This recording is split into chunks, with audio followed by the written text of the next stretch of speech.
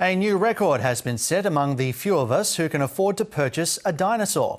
An anonymous bidder at a Sotheby's auction in New York has paid nearly $72 million to become the proud owner of a Tyrannosaurus Rex skeleton. Nicknamed Gus, it's one of the most complete specimens of its kind, with over 60% of its fossilised bones recovered. But not everyone is thrilled by the news. For more on this, we're joined by paleontologist Dr. Jake Kotevski. Dr. Kotevski, thanks very much for joining us this evening. As a paleontologist yourself, how did you feel hearing about the news of Gus's new owner? Oh, thanks for having me, Manny. Look, the reality of this is that paleontologists, museums, and institutions are being priced out of scientifically valuable fossils. A lot of these are being treated like works of art. They're not. These are part of the natural history of life. In my personal belief, these are things that should be available to the public, and we can't keep up financially with this stuff. Now, in the United States, if you own the land where a fossil was found, then you own the fossil too, and it's your right to sell it. Does that exist anywhere else in the world? Look, I'm not familiar with fossil laws around the world, but that is the right in the US, and that's completely fine. You got to acknowledge that people do own this land, and there are people digging up these fossils, and a lot of these specimens wouldn't be found without the hard work of volunteers and landowners and such. It's just the difficult side is that when people can purchase it who have a profit margin much higher than a lot of us, it becomes a bit difficult. But it's mainly driven forward by this US centric, just putting a price tag on things. How much has this market for dinosaur bones grown in the last few years? Look, it's exploded in the last few years. I mean, there's that Stegosaurus that sold for more than 40 million, and this is US. I think last year or the year before, there was a Tyrannosaur that sold a couple of years ago, thankfully purchased by a museum. It just seems to be going higher and higher. I don't know what's driving it, but it just feels like it's going to get worse, and it's getting further and further out of our reach. Now, if a museum or a scientific body was to purchase Gus instead, what would they do with it? Well, it would then be owned by the museum in a publicly accessible institution. Therefore, science can progress. A lot of the ethics around paleontology is that we won't work on a specimen that isn't publicly accessible. Someone can't.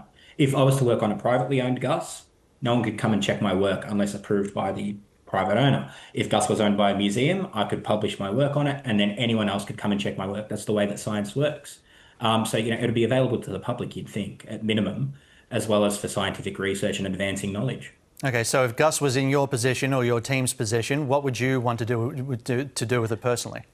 As much as possible. There's so much about T-Rex that we know and so much that we don't know. And we don't have a complete specimen as far as I can tell. We're getting bits and pieces from different specimens. The Gus might have some novel anatomy that we've not seen before. It might have a pathology we've not seen before. We'll never know, depending on who this private purchaser is. If they're just someone who's going to hide it in a house and it will never be seen again, we'll never know. The sale also included copyright connected to the specimen, which gives the buyer control over certain reproductions of that skeleton as well. Is that an unusual addition? Look, I'm not familiar with copyrights being attached to previous fossil sales. Evidently it allows them to do whatever they want with it, but that's also, from a scientific perspective, that could be restrictive too. If they own the copyright, then they can decide who can or can't work on this specimen based on the copyright surrounding it. I'm not familiar with it previously, but it's a whole new world, unfortunately, there. So if you could advise this buyer to do something with this skeleton, what would it be, and what's the absolute worst thing that they could do with it? Look, if I could quote Indiana Jones, it belongs in a museum. Please donate it. Please give it to an institution. Please allow someone to advance knowledge and share this with the world. This is the natural history of our planet. These are things that came long before us. Let us have the opportunity to understand it further. The absolute worst thing you could do is lock it away in a house and have a select group of people who could observe it and just have it lost to the public eye forever. Talk us through your background in paleontology as well. Why did you get into that specific, area of science, and what is it that sort of, that gives you the biggest thrill about it?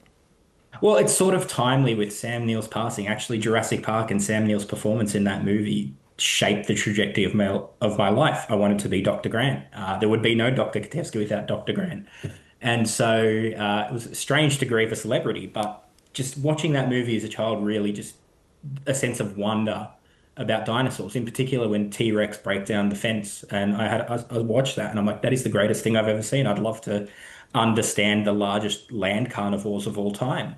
And I'm thankful that I got to do that. I finished my PhD last year. I'm somewhat of an expert in Australian carnivorous dinosaurs. I get to contribute to advancing the understanding of Australian dinosaurs and dinosaurs in general. And Australian dinosaurs are somewhat of a frontier. We're only really starting to understand it in the last 30, 40 years. So it's exciting. It's just again, it's just something new and something great that we get to share with the whole world.